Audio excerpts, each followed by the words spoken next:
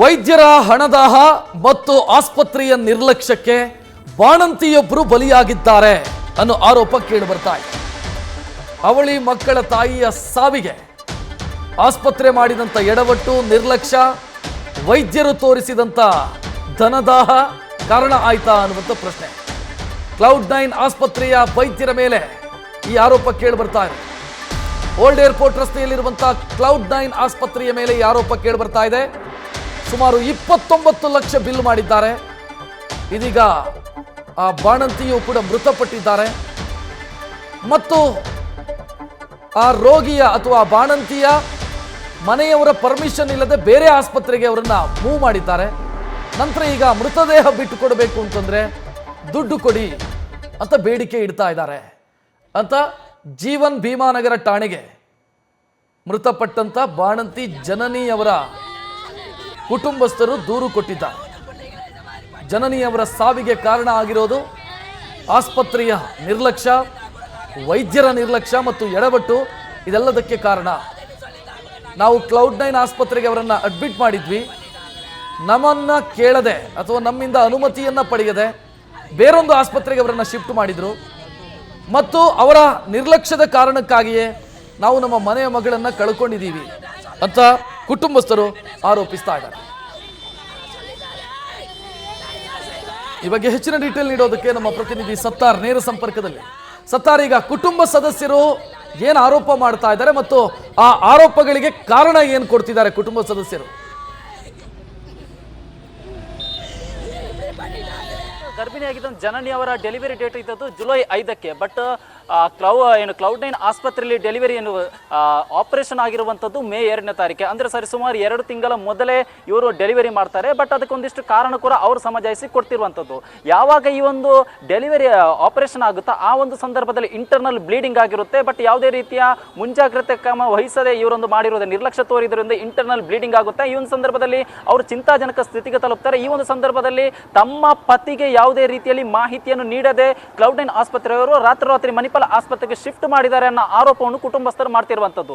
ಅದರ ಜೊತೆಗೆ ಈ ಒಂದು ಮೊದಲು ಅಡ್ಮಿಟ್ ಮಾಡುವ ಸಂದರ್ಭದಲ್ಲಿ 1,30,30,000 ಬಿಲ್ ಆಗುತ್ತೆ ಅಂದಿದ್ರು. ಎಲ್ಲವೂ 1,30,30,000 ಒಳಗಡೆ ಮುಗ್ದು ಹೋಗುತ್ತೆ ಅಂತ ಅಂದಿದ್ರು.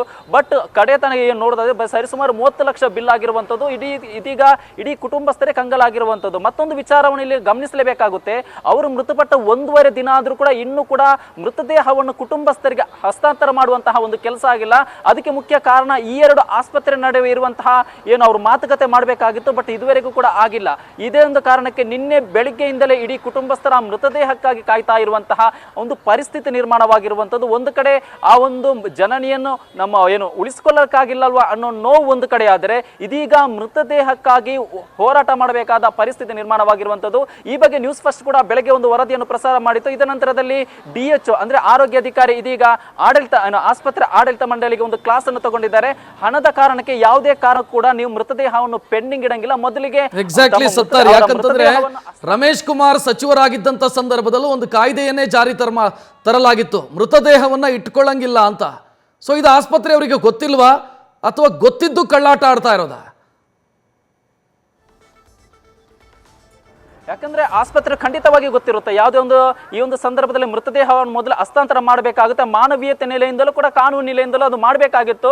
ಬಟ್ ಅವರು ಮಾತಾಡಿಲ್ಲ, ಏನು ಆ ಒಂದು ಕೆಲಸವನ್ನು ಮಾಡಿಲ್ಲ. ಇದರಿಂದ ನಿನ್ನೆಯಿಂದಲೂ ಕೂಡ ಅವ್ರ ಕುಟುಂಬಸ್ಥರು ಇದೀಗ ಮೃತದೇಹಕ್ಕಾಗಿ ಮತ್ತೆ ಆಸ್ಪತ್ರೆ ಎದುರು ಕಾನೂನಿನ ಸಮರ ಮಾಡಬೇಕಾದ ಪರಿಸ್ಥಿತಿ ನಿರ್ಮಾಣವಾಗಿರುವಂಥದ್ದು.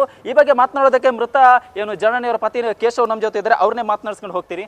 ಸರ್, ಒಂದು ಕಡೆ ನಿಮ್ಮ ಪತಿಯನ್ನು ಉಳಿಸ್ಕೊಳ್ಳೋಕ್ಕಾಗಿಲ್ಲ, ಎಲ್ಲ ರೀತಿ ಹೋರಾಟ ಮಾಡಿದ್ರಿ. ಬಟ್ ಇದೀಗ ಮೃತದೇಹಕ್ಕಾಗಿ ಮತ್ತೆ ಹೋರಾಟ ಮಾಡಬೇಕಾದ ಪರಿಸ್ಥಿತಿ ಎದುರಾಗಿದೆ.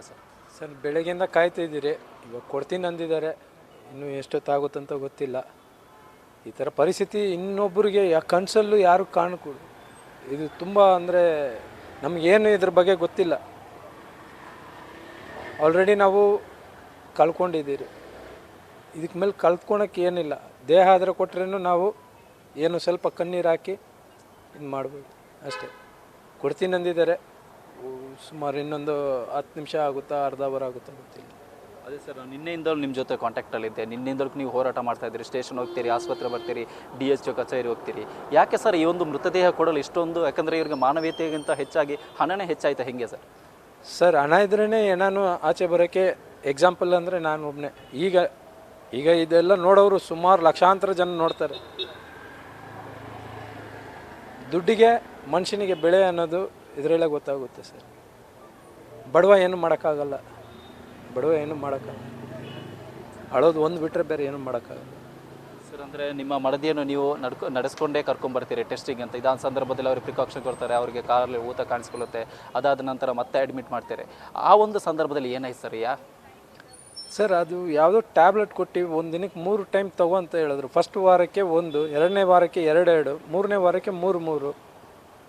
ಇದೆಲ್ಲ ಅವರಿಗೆ ಊತ ಅನ್ನೋದು ಜಾಸ್ತಿ ಬಂತು. ಅಲ್ಲಿ ಹೋಗಿ ಕೇಳಿದಾಗೂ ಅವ್ರು ಹೇಳಿದ್ರು, ಇಲ್ಲ ಇದಕ್ಕೆ ಪಿಲ್ಲೋ ಒಂದೇ ಕಾಲು ಕೆಳಗಿಟ್ಟರೆ ಆ ನೀರುಗಳೆಲ್ಲ ಮತ್ತೆ ಹಿಂತಿರುಗಿ ಹೋಗುತ್ತೆ, ವಾಸಿ ಆಗುತ್ತೆ ಅಂದರು ಸರ್.